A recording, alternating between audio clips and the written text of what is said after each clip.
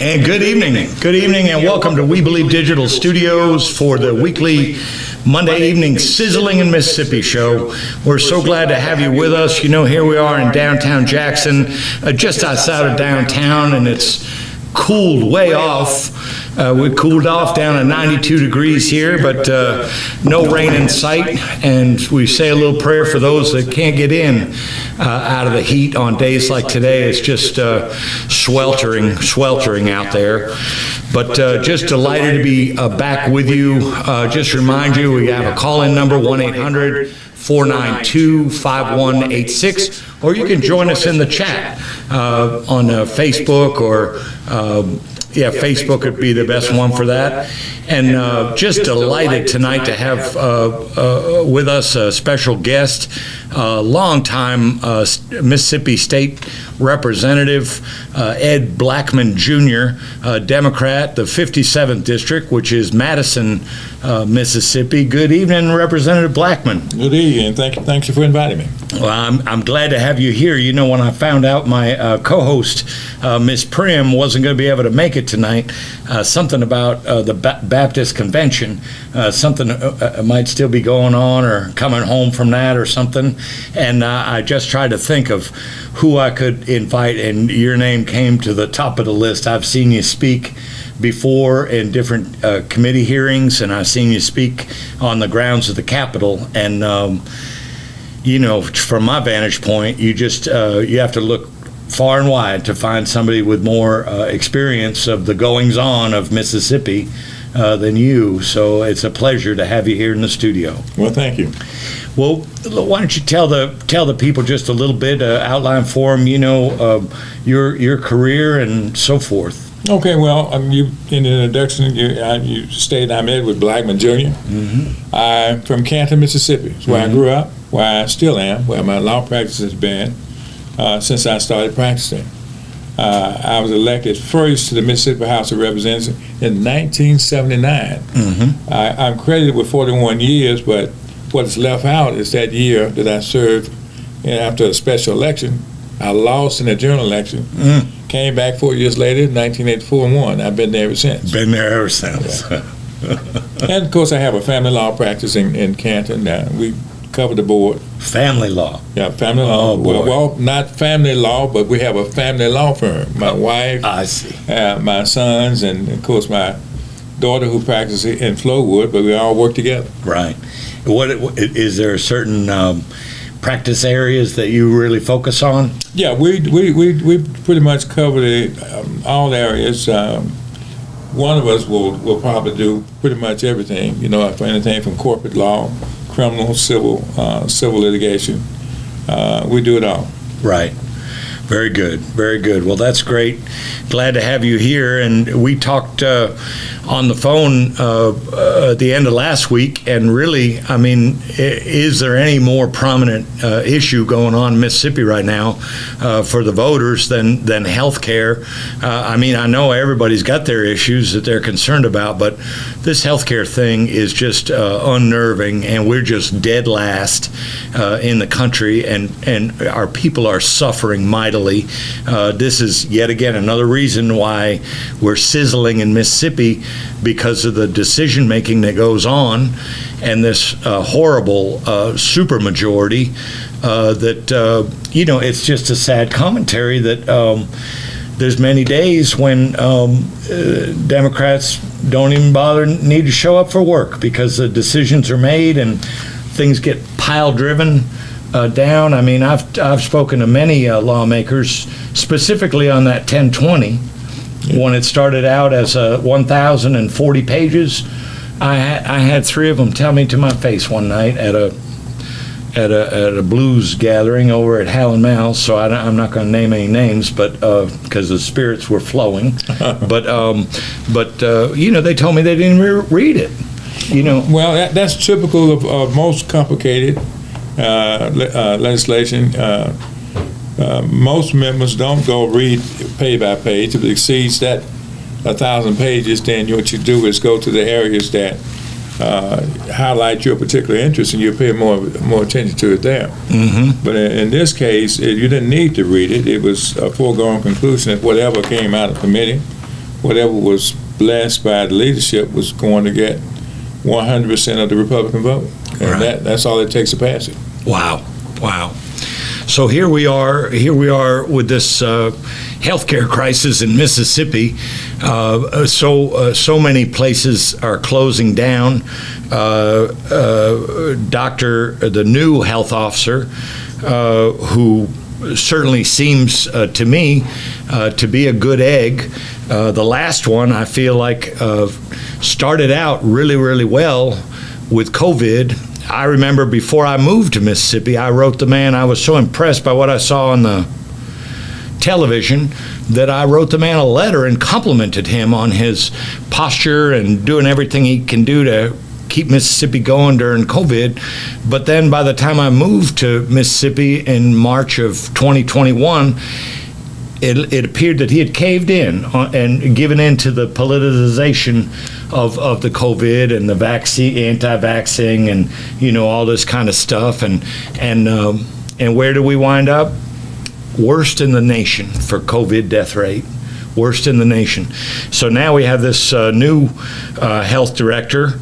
I think they say health officer, Dr. Edney, and he said, just recently that 25% of the hospitals in Mississippi are in danger of closing within a 3-year period of time, and of course we've already had some close already, and so.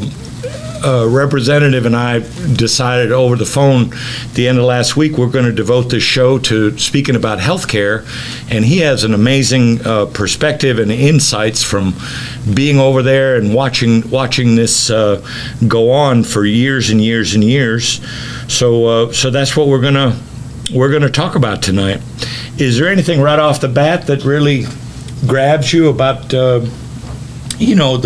where we're at? Well, let's go back for a few years, back to 2010 when the Affordable Care Act was passed. Right. And it was tagged with the name Obamacare. And that clouded every other aspect of the legislation here in Mississippi, as well as the other areas in the country, particularly in the Deep South.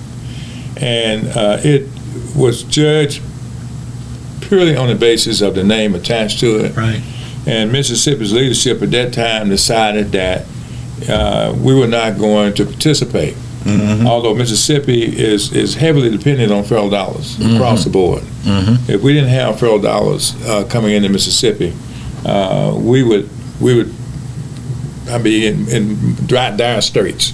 We survive on federal dollars as a government. 47%, from what I've read, of our kitty is filled by the feds. It is that, and if you look at other aspects of it that we don't see, that where private sectors such as universities and their research areas, the major universities, where the money flows into there, and then our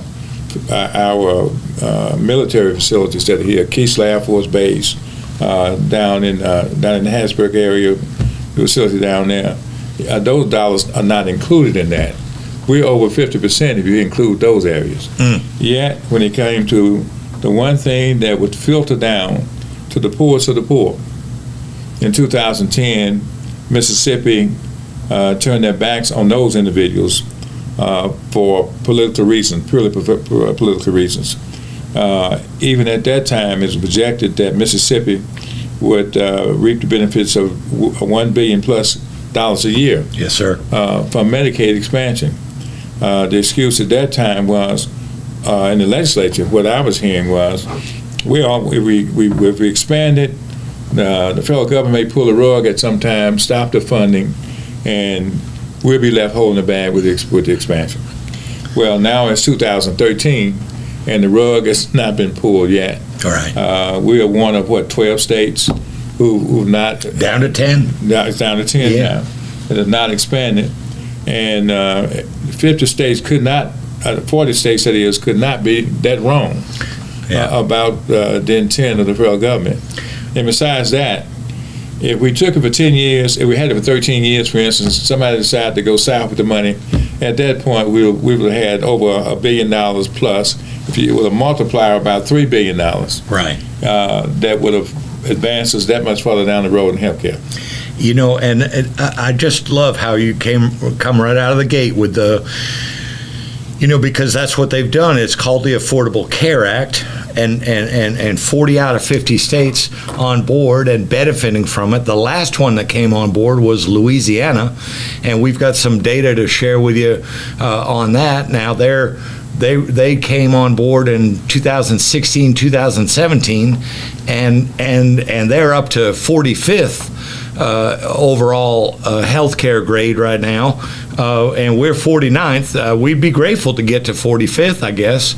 But this Republican leadership, not only they put the other label, but we don't say it enough, but they automatically, in the broad light of day, that's a dog whistle.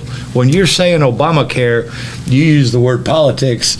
I'm going to use the word dog whistle, because all you're doing is telling those folks that, in my opinion, those folks that would rather see us always just stay the way we've been and not move forward, that's music to their ears, and they automatically will vote no on something like that. Well, the tragedy is that we're all in the same boat.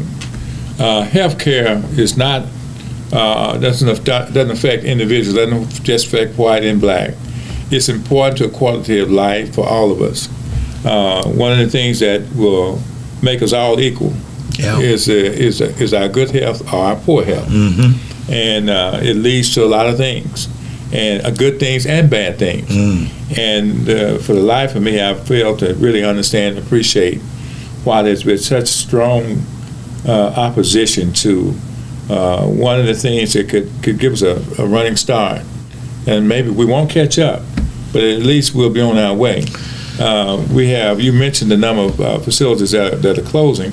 Well, the other component of that, those that are not closing are reducing their offerings within the hospital. Even the University Medical Center has downgraded in some of its services that it offers. So, and those Mississippians who live in rural areas, we're up against it. What people are not experiencing, except on an individual basis, that chronic illness, emergency issues that affect our citizens in the rural area are at a level now where you are fortunate if you can get to a critical care facility in time to benefit your health. And that's black and white. Yeah. You got like the trauma centers. If you were in Marion County, I know of the situation down there, where you have an emergency situation, a chronic illness, the chances you're being able to get from Marion General Hospital to a critical care place is at night especially, is very, very haphazard. Yeah. Because what they don't have the beds there. If they have the beds, they don't have the staff there to take care of it. Yeah.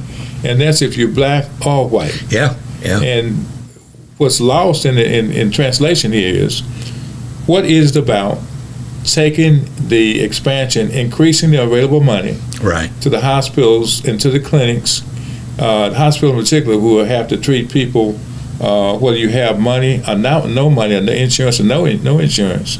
It's called uncompensated care. Yes, sir.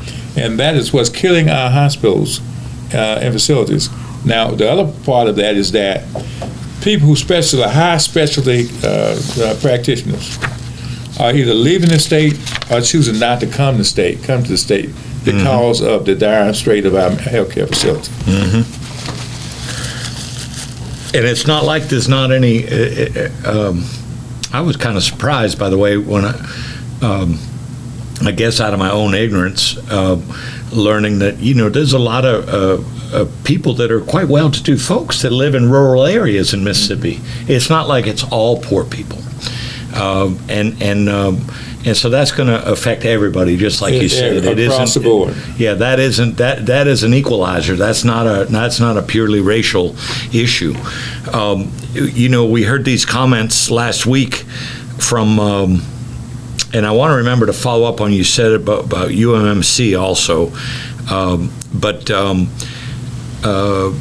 Delta Health, this Iris Stacker made these comments. She's the CEO of Delta Health. Yeah. And she said along the lines of, we don't understand. This was at a campaign event for Brandon Presley. She said that if the federal government covered more people, then the local economy would be more robust. And she said, we don't understand why Tay Reeves doesn't understand why he needs a healthy workforce.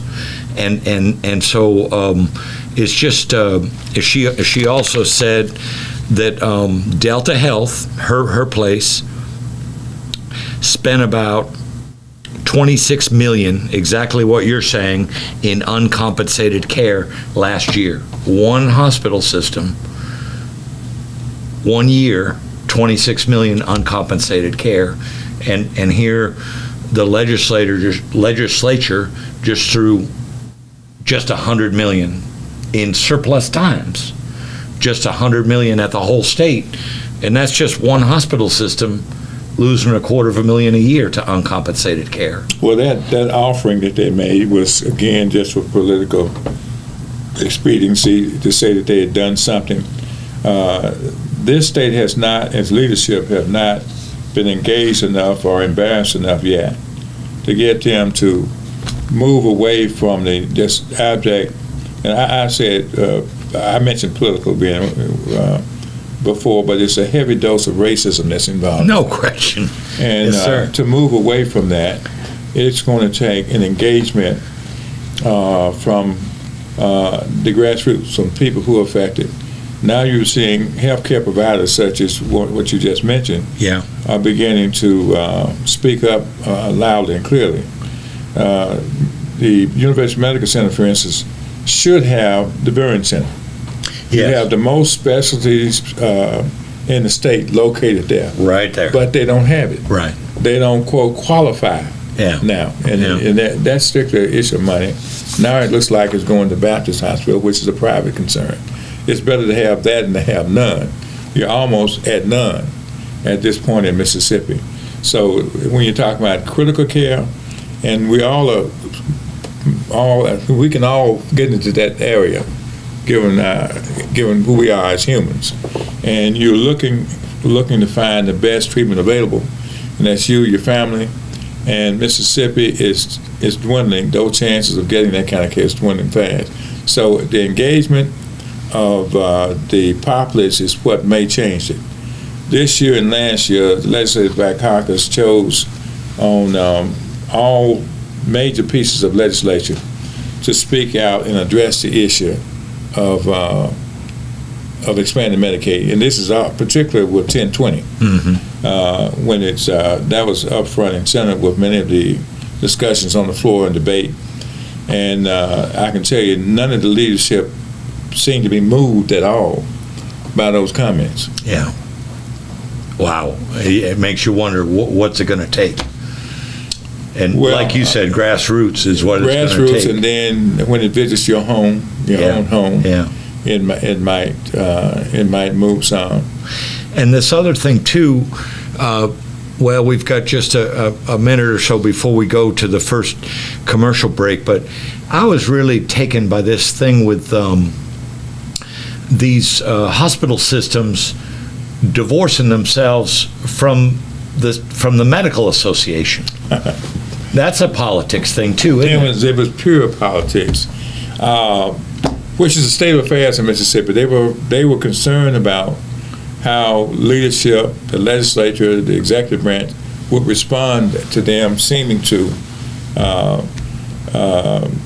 and have them engaged in what that leadership considers to be either moderate, liberal, or sometimes, quoting the gentleman from Florida, a woke concern. Oh, jeez, yeah. So they all divorce themselves and remain in good standing. That's what you call shooting yourself in the foot, biting your nose off to spite your face. It's all about racial politics. But they personally must be thriving. I can tell you that they're not. And they're still doing that. Well, out here, not so many years ago, the University Medical Center was speaking and boasting about its move in the direction of creating a medical corridor that would rival Houston, Wow. Minnesota. Yeah. But it's gone now because we refuse to infuse into this state the monies that are available to provide adequate health care to the state's population. Well, we've come up to the end of our first segment, folks, and we'll be just dipping out for a couple of commercials, and then we'll be right back with you.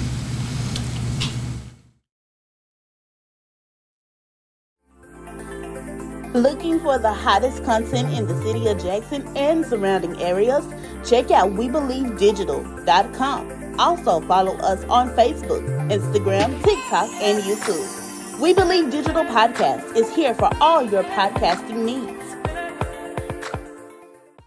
The Mississippi Link is an African-American female-owned newspaper with a trusted voice that is highly respected throughout the city, state, and nation. Our motto, Keepers of the Knowledge for People Who Speak the Truth, since 1993. Link significantly influences the thoughts, attitudes, and buying decisions of its readers. Call us at 601-368-8481 for your advertising needs. If you would like to receive a newspaper in the mail each week, our annual subscription is only $52 per year. That is only $1 per week for you to stay informed regarding many stories that you can only get in the Mississippi Link. Sign up today at themississippiLink.com and click on Home Delivery.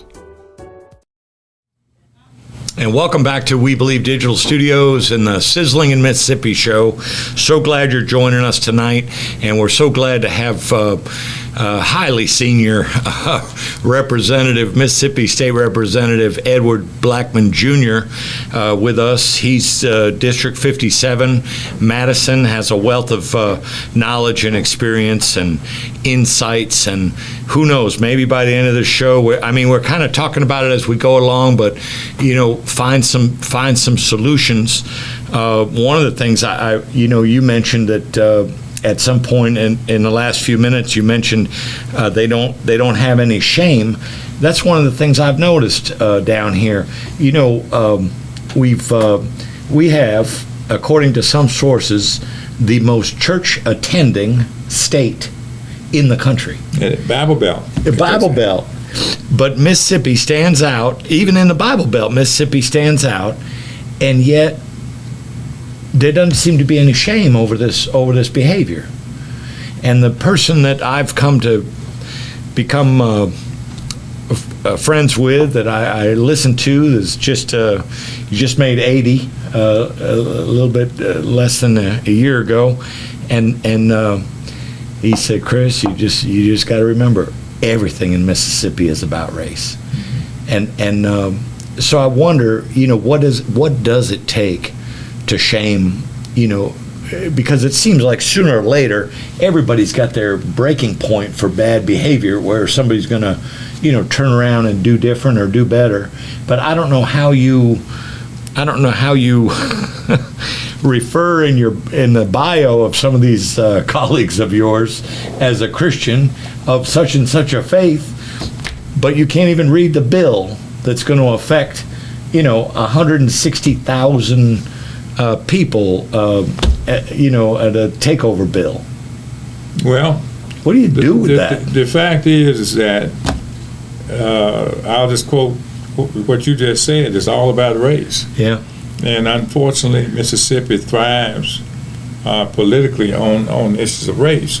And at this point, those are the people who are elected to office now have reverted back to the days of Bilbo environment, right?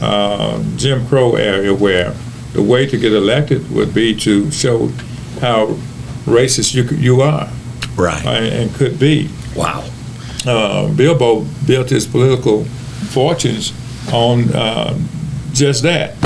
George Wallace, you can go around, Strom Thurmond. Yes, sir. Not only Mississippi, around the country, politicians have always known that was their go-to point if they really wanted to have a constituency that was gullible enough to fall into that. Donald Trump, for instance. Yeah. And this guy down in Florida, too, now. And they have to keep, once you go in that direction, yeah, the politician has to keep proving him or herself to be really real about that. I really mean it. And they get trapped in their own rhetoric sometimes. I know that in the legislature, there are members, white members, who I know are listening to the pleas that are made, but know that one step out of line makes them a target. Wow. All the good that they would have done, all the votes that they would, right-wing votes that they would have taken for the cause, one wayward step erases all of that. So it's so baked in. It's baked any in. variation, any deviation from that, and they're going to hear about it. Well, you look at the governor's race, in the more particularly lieutenant governor's race now, Right. where all I've heard from the candidates now are things they've done, cultural legislation that they've sponsored and passed, which transgender, Right. bragging about transgender legislation, Right. and not a single thing about how I've improved the lives overall of Mississippi. Right. Because they feel that I got to outdo the other guy, the ones that are running, to show them, I'm just as against minorities and people who are different as you are. And I can prove because look what I've done. And that's the way politics is now, but that's not new politics in Mississippi. That's really old politics, goes all the way back to the White Citizens Council. Right. When right. They had a prominent viewership on Sunday morning, I remember that, when they had that show and they talked about all of the strengths they have with reference to keeping black folk in their places. So that is where we are now. I mean, full force now in frontal. It's no longer in the back rooms. It's out on the front now, on the front table. Yeah. And that has more of a, I guess, force enforcing their membership to do things that they want them to do, than if it was done from a subtle basis. And the thing too, and this thing about the absence of shame, I remember the Jackson mayor, and I know a lot of people got different opinions, but I remember him going over to the Capitol, and he said, with this, what's his name there from Senatobia, Trey Lamar, and he said, the only thing missing over here today was the hoods. They must have the hoods back in the closet at home or something. But they called this guy out, and to sit there and listen to his pale self, saying how, this has absolutely nothing to do with race. We just want to help out, and but there's no evidence whatsoever of dialogue going on with the Hinds County or the Black Caucus or what have you. No dialogue. Maybe a couple of people, words were spoken to, but I don't think there's any evidence of any partnering dialogue. There was no substantive dialogue with members of the Black Caucus by anyone on that committee. Now, if anybody black talked to them at all, it was someone who didn't quite understand at that point, early point on, as to what that legislation did. I was privy to at least one conversation where one of the members was talking to Trey about expanding the district even further into Jackson, and that particular member had no idea what was being done. That was at the first introduction of the bill, and all they heard was, "This is going to help crime," and I'm for fighting crime too. So why don't you take it further, without realizing that bill was taking away your city, governance from your city, taking away accountability from those people that you elected or chose not to elect, but you participated in the process. So that's the only dialogue that I heard. The misinformed dialogue at the very beginning. Yeah. And even that individual that I'm speaking of came out very strongly once he realized that what it was doing to his city. But to watch that guy on those newscasts and on YouTube and everything say that we just want to help. I mean, how do you, I don't know how to. I mean, I'm not a perfect person at all. I've made lots of mistakes in my life. I've done some things I probably shouldn't have done, especially earlier in my life. But to sit there and tell the public that your goal is only to help when it's obvious, when it's absolutely obvious to the world that's, you don't help by taking over. Well, that's what was said by the Constitutional Convention that brought on Jim Crow. Yeah. They were helping us.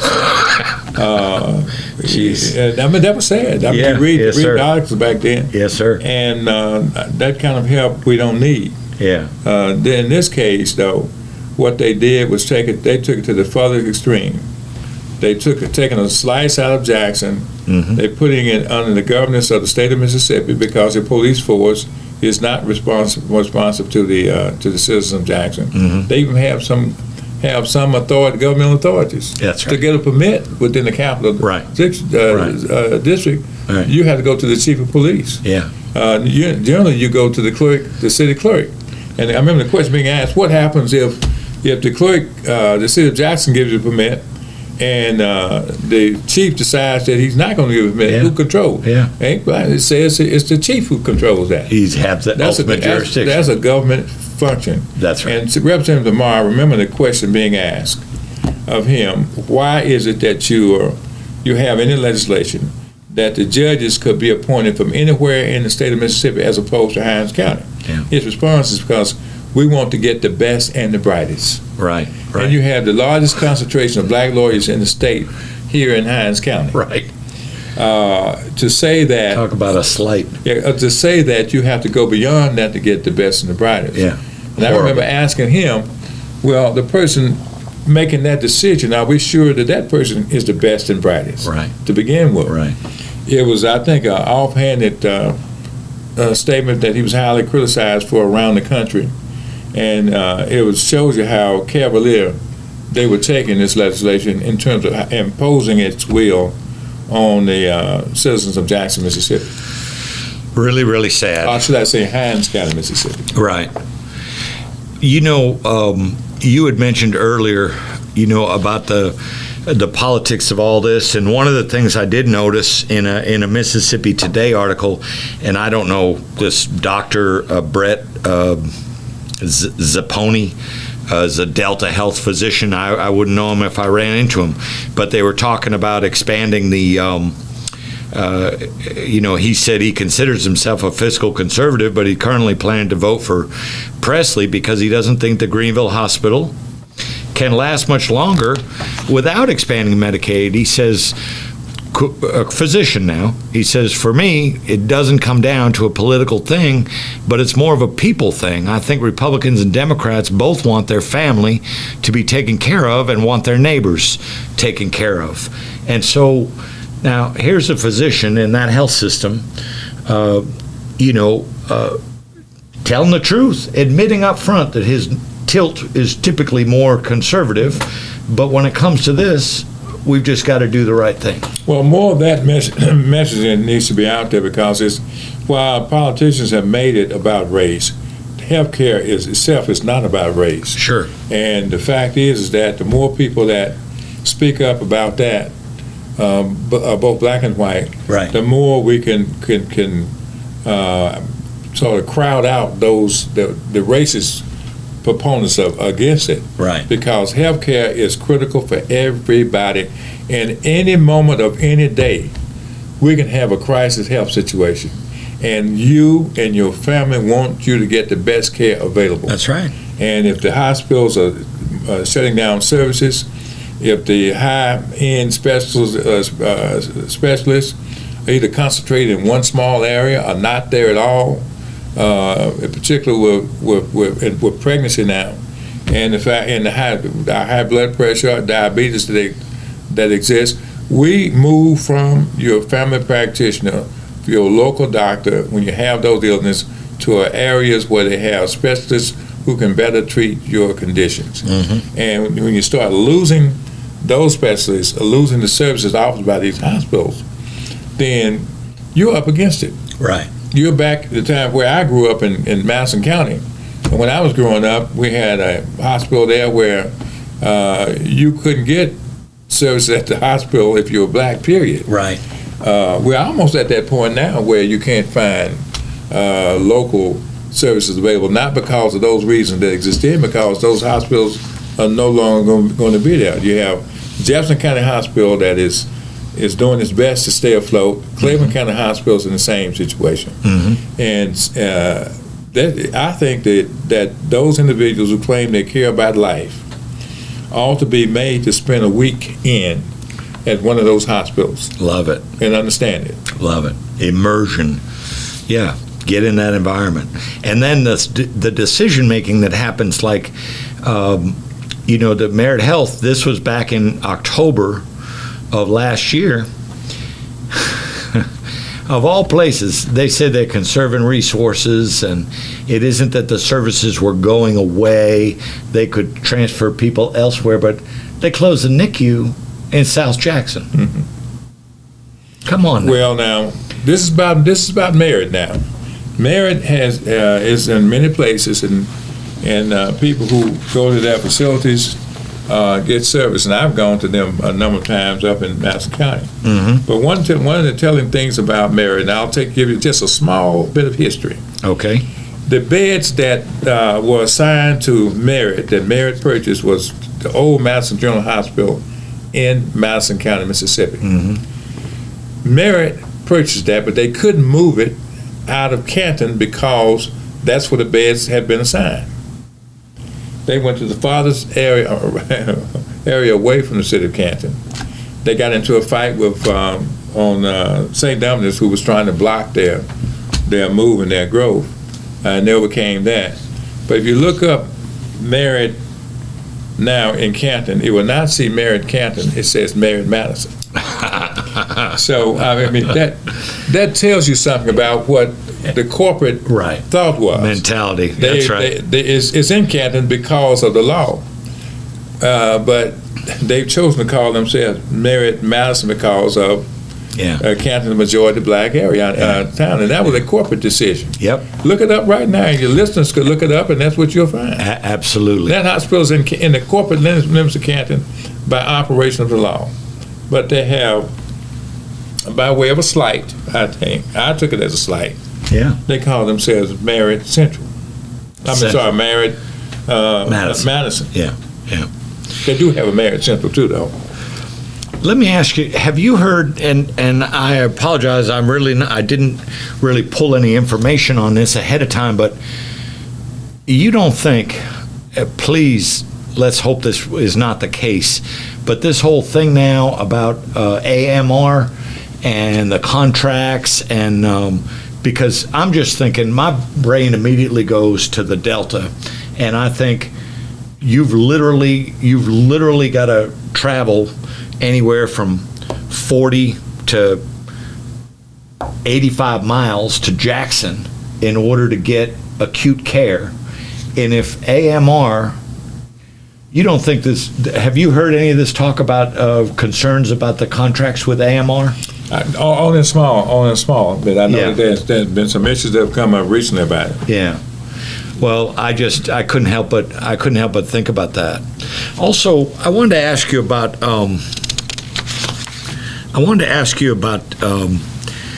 a certificate of need.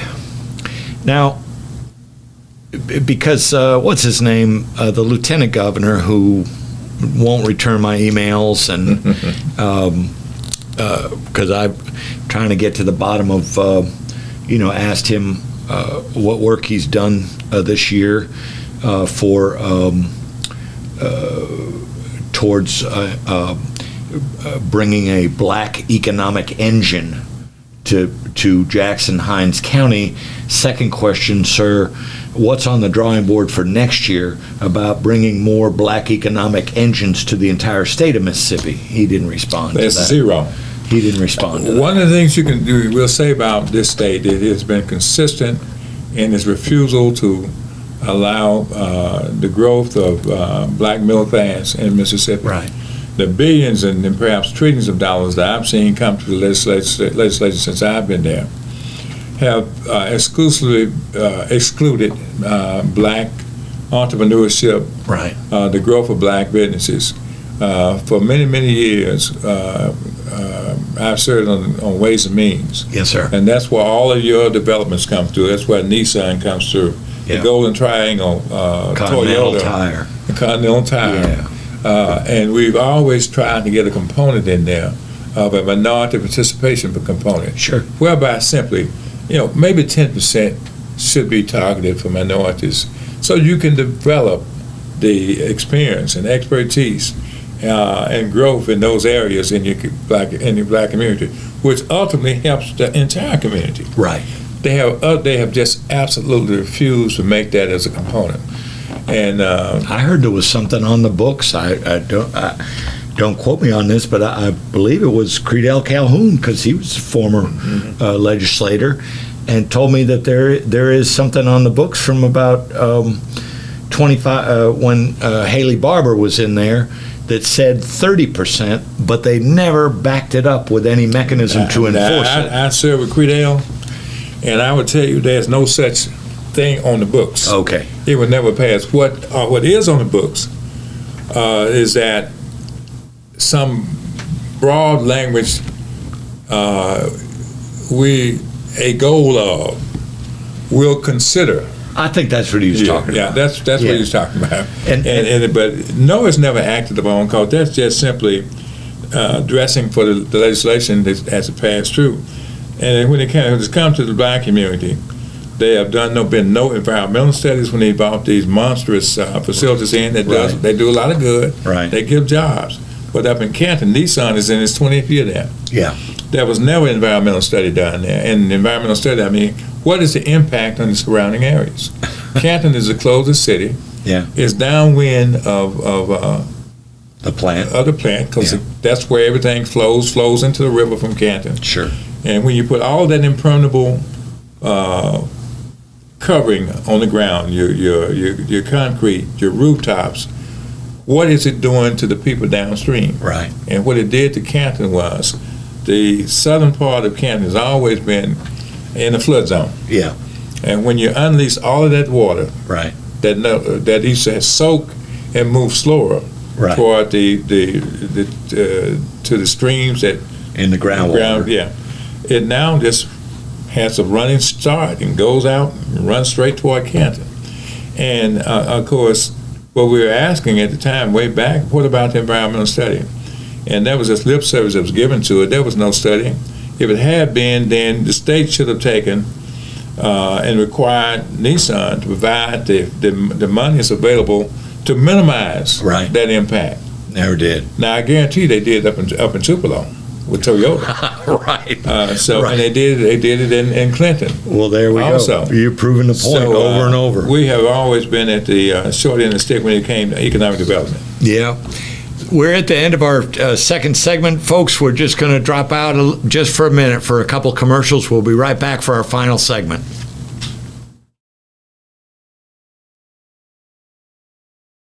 SocratesGarrettENT.com is a diversified firm specializing in recycled aggregates and crushed concrete. SocratesGarrettENT.com's recycled materials provide the construction industry with significant economic and environmental benefits by recycling clean concrete rubble into M.Dot grade rock materials. Recycled aggregates and crushed concrete can be applied to driveways, road construction, bank protection, parking lots, general bulk fills, and more. For more information, please call 601-896-0084 or visit us online at SocratesGarrettENT.com. Have you had your Earth Blend coffee today? At Earth Blend Coffee, we take pride in offering you the very best of beans across the world, blended and roasted to perfection, giving you superior quality and satisfying and flavorful taste. Experience the world in one cup with Earth Blend Coffee. To order, visit earthblendcoffee.co now. Looking for the hottest content in the city of Jackson and surrounding areas? Check out WeBelieveDigital.com. Also follow us on Facebook, Instagram, TikTok, and YouTube. We Believe Digital Podcast is here for all your podcasting needs.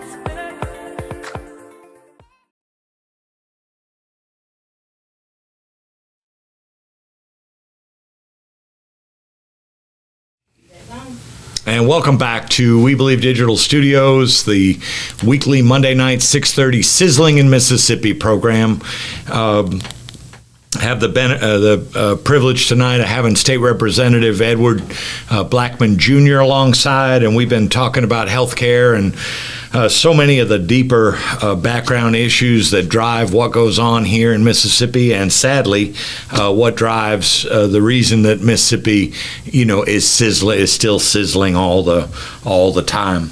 I was going to ask you, Representative, about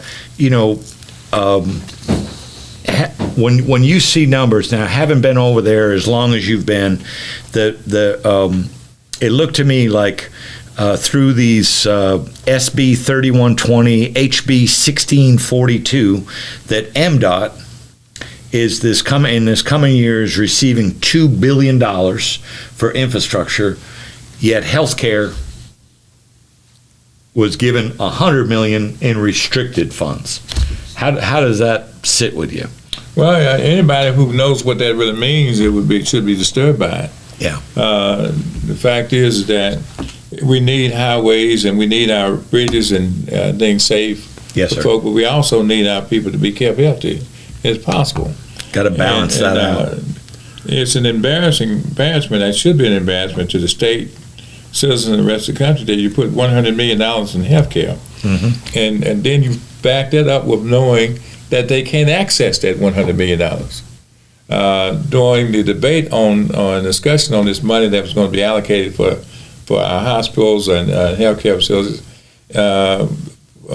we were asking how long would this carry the hospitals, and the quite frank answer would be 2 or 3 months. Well, you wonder what's going on with them now when they can't access that money. You got some in the health departments in some areas of the state, they've gone to 2-3 days a week. Right. And don't say anything about mental health. Mental health. It's just off the map right now. Yeah. And mental health in Mississippi is probably right in there with diabetes and heart disease. Well, and to the poverty level, I mean, wherever you're going to see high poverty level, you're also going to see high levels of mental health need. And we're the number 1 and number 2 in the country in terms of our poverty level. Yeah, number 1. Compared to the rest of the country. And we've seen just recently, University of Mississippi Medical Center, 33 mental health beds, Merit Health Central, 77 beds, and they've, since 4th of July weekend, they've been on psychiatric diversion. So they're saying that those beds are full and they can't accept any new patients. So when the need shows up at the front door, they supposedly are doing their best to divert them to other places around the state, or maybe even up to Memphis. Well, there are really not many other places around the state you can send people, Brentwood and some other places. Mm-hmm. We have given mental health a low, if you can say that in Mississippi, because everything is given a low priority in the healthcare field. Right. But certainly with mental illness, it's been given a low priority. And the tragedy is this, that mental health leads into so many areas. Of course, it leads to a perpetual state of poverty. Mm-hmm. It also affects our criminal justice system. Right. Because we house people who are really mentally seriously mentally ill. We house them in our state penitentiary system. That's right. And we're ill-equipped there to do it. Yeah, I mean, that's not part of the normal training for a police officer. I think communities, cities that really are smart about this, they pair up key, people that understand acute mental illness. They pair those people up in teams with police, because you're a lot of times you're asking the police to also be a mental health worker at the very same time. And they're not trained for that. They're not. And that's not what they became. That's not why they became police officers either. That's right. And we are just somewhere near the bottom in how we approach mental health in the criminal justice system.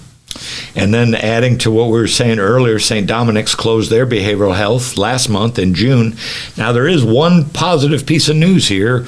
Merit Health claims that they will have a new facility opening in Jackson later this summer. And I believe that was reported in Mississippi Today. There will be 50 psych beds, 20 adult, 20 child adolescent, and then 10 specific chemical dependency beds. So, hopefully that'll be a piece of positive information. Well, that is good information, but the thing to do is to find a way to recruit more specialties in mental health. Mm-hmm. Mississippi is not a very inviting place to come. No. But for the same reason we've been talking about, for people who want to do what they've been trained to do and do it at the highest level. Right. You don't want to be operating in an area where you have to beg, borrow, and scrape to practice your profession. Right. Because there are other places that are really going to offer you more and competing for those services. Mm-hmm. One of my friends' son is, I think he's in neonatal anesthesiology. Okay. I may have it wrong. Okay. But the young man that chose to come back to Mississippi, and when he told me that, I was really surprised. Yeah. That a young man who had the training it takes for that wants to come back to Mississippi. That's a real commitment. But he's doing it because of things other than Mississippi is just a great place to live. Yeah. Is always connected to family, and Okay. perhaps a commitment because he grew up here. Right. Let me ask you. Our time is starting to wind down, but let me ask you about: is this a put on by? I don't know. Why did I even preface it that way? I'm getting ready to talk about our governor, so it's probably a put on. But this thing about the getting rid of the certificate of needs, when you want to start up a new healthcare business, that's one of the things built into the system, as you well know, to demonstrate a certificate of need. And so the state can stamp that and say, yep, your data's good, and that's a good location, and that, blah, blah, blah, blah, blah. Is that just a put on by them, or is there any kind of merit to relaxing the certificate of need program we have right now? Well, I put it this way. Yeah. If that had been relaxed back when Merritt had purchased the Madison General Hospital, Right. it'd probably be Merritt Ridgeland by now. Yeah. That's what I was speaking about. The beds, the certificate of needs were allocated to Canton, and they remained in Canton. Okay. That's why that happened. That's why. I didn't realize that drove it. I didn't use the certificate of need, but that was the reason. Yeah. And I don't see how you can. I don't trust the people who will be making decisions, because can you imagine how political size that would become when there was someone who could just allocate the beds here and allocate the beds there. I can imagine what that would look like. Horrible. Yeah, and it's horrible too when you have the hospital association and various hospitals coming together and asking the state. And once again, I think it's important to say, in surplus times, asking the state for $300 million, and they wind up getting $100 million. And as the representative told us earlier, that's highly restricted as to how they go about that. So that kind of thing guarantees we stay last. We wanted to share with you briefly. We pulled a list from U.S. News and World Report, and the 10 states that have not expanded Medicaid. Those 10 states are Mississippi, Alabama, Tennessee, Wyoming, Kansas, Wisconsin, South Carolina, Georgia, and Florida. Now, the highest healthcare rank in all of those is in the state of Wisconsin. Somehow, they have not expanded Medicaid, but yet their overall healthcare ranking among the 50 states is number 12. Mississippi again is 49. And we also it's important to note that in the Deep South, four of the five states that, by the modern definition, we used to really say it was 7 states, but I think these days we pretty much say 5 states make up the Deep South. Mississippi, Alabama, Louisiana, South Carolina, and Georgia. So two of those. Two of the states in the Deep South. 4 out of the 5 of the states in the Deep South have not expanded Medicaid. And again, the federal government, by numerous reports, will pay 90% of the tab for doing so.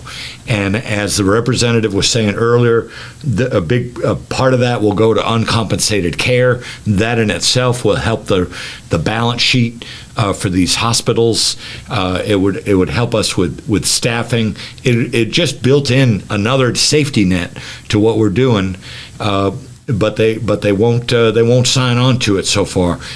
The gubernatorial candidate, Democrat Brandon Presley, Mississippi Link did a question and answer with him a couple of weeks ago. He was very forthright about a lot of things. He's on board with that. He also asked him if he would, if a vacancy occurred on the Supreme Court, if he would nominate, if he was governor, if he'd nominate an African American. He said absolutely. So. We just want to share with the people, so as Representative said earlier, 40 of the 50 states have expanded Medicaid, and they're reaping the benefits of that at various levels, but we're one of those 10 states resisting that, and we sizzle over it. We still suffer day in and day out. It makes me think about the responsibility of a governor, and again, we know the culture that you've explained very clearly tonight, Representative. But it seemed to me like I spent a little over 20 years in the U.S. Navy.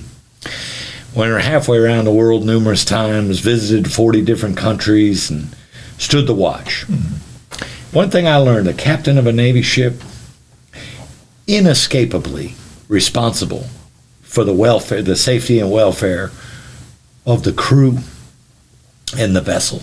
That's what being governor or leader of any particular government district is. That's generally what you're supposed to look at: the welfare of the citizens that you're in charge of as the elected leader. Yeah, is what it should be about.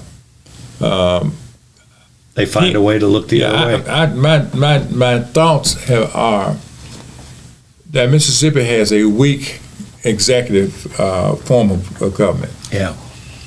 And if leadership in the House and Senate willed it, if that was their will, then it would be, notwithstanding how the governor might feel about it. So when we speak of Governor Tate Reed, we need to also bring up that leadership that had, I think, more responsibility because they have more power to enact that legislation to expand Medicaid. They should share perhaps 75% of the blame. Yeah. I started serving under C.B. Buddy Newman at a time when the Speaker of the House, in fact, was the most powerful person in government. And I watched it move from there. And I think starting with Haley Barbour, that gradually changed a little, going more to the executive branch. Yeah.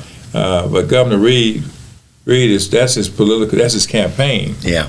But if he didn't have the support, or should I say backing of the legislature, then he could just be just another voice out there without support.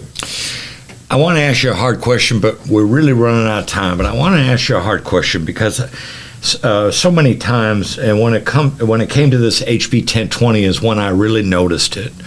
So I want to ask you this question. It's hard for me to ask you the question. How you've been there a long time. You've made enormous relationships over there. You've connected with many people. Many people that are new over there, maybe that, it might have taken a while, might have taken years or whatever. Regardless of how the vote turns out Do you personally feel like you are heard, or do you feel like it's lip service? Now it's lip service.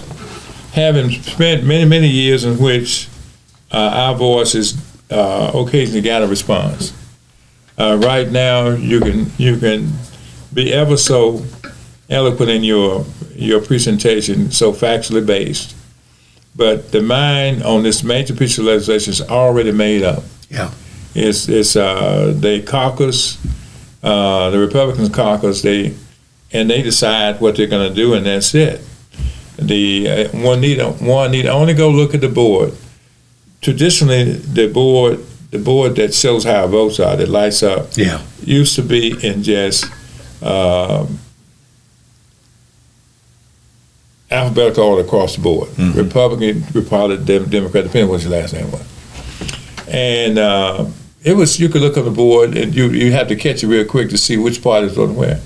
Well, when our current speaker took office, that changed. They put Republicans on the right, Democrats on the left. Yeah. So if a Republican button showed green over in that red area, right. Well, you don't see that now. Right. It doesn't happen. And because they'd feel the heat. Yeah, the heat is there, so they are pretty much under control. Now we may not have a voice, but the majority of Republicans there don't have a voice either. I've heard that. I've heard that said. So they're just following marching orders. They just follow it. The only problem is the leadership has a vote to act some very bad legislation that affects our community. 1020 is just one thing. Last year you had the CRT, which nobody knows about. And what's even worse, something that has not been spoken of. We passed legislation, I should say they did, that requires registered voters to vote every 4 years, or at least once in a presidential cycle, or get stricken, from the roll. Horrible. Now, hopefully that it will be found to be unconstitutional at some point. It will. Because there's one reason that you register to vote, other than to vote for someone. One of the reasons you might register to vote is to say, I'm a registered voter, I'm not voting for anybody. That's right. Or you may vote just to confirm your citizenship in a particular area. Or you may be ill or have a family emergency or something. We don't know what could happen. You could just simply vote, this is my residence, and my child doesn't have to pay out-of-state tuition. Right. But that's one of the things that you can show. Yeah. For that, it has lots of cares with it, a lot. And then above all, that's how you participate in our judicial system. Right. It's taken from the voter rolls. Yeah. So what does mandatory voting, have to do with all the other things that you might want to do? Nothing. As a registered voter. Just a way to try to control things. That has not been spoken of much, but I consider that right along with 1020. Okay. That's how it's geared toward disenfranchising registered voters. And what about those folk who, like me, I was registered by a federal registrar, not by the local circuit clerk. Okay. Can they take me off the rolls since I clearly came under the Voting Rights Act? That's what allowed me to finally, as a young man, to register to vote in this state. I'm gonna hang on to that and do some research on that. We are sadly out of time. I wish we could just keep going and going, but thank you so much for joining us tonight on this program. I hope we didn't have any people jump in the chat tonight, but I hope we've got some viewers out there, and many others will watch it in the days to come on demand. And if we can do anything for you here in this studio, Representative Blackman, we'd be happy to have you. It's a real pleasure to have you on board. Well, thank you, and my pleasure to be here. Have a good evening, everybody. Take good care of yourselves and the people around you, and we'll be back with you again next Monday night at 6:30.